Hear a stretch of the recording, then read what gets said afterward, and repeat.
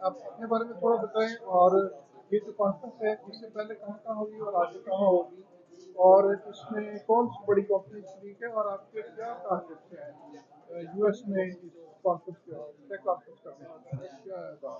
Ji, thank you for having me.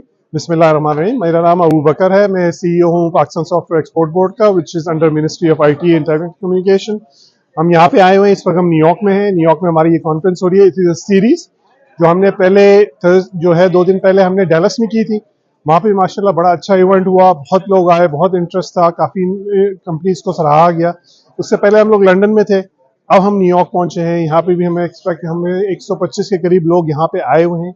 Local diaspora है, हमारी 20 के करीब कंपनीज हैं जो पाकिस्तान से आई हुई हैं, यहाँ पे शोकेस कर रही हैं। हमारा ऑब्जेक्टिव इज़ वेरी सिंपल कि हम यहाँ पे पाकिस्तान की कंपनी को, पाकिस्तान का टैलेंट को शोकेस करें, पाकिस्तान का एक इमेज जो यहाँ पे बनाएं, एक बहुत सॉफ्टवेयर इमेज, और यहाँ से जो लोगों के पास यहाँ पे बिजनेस हो रहे हैं उनको स्केल और बढ़ाएं।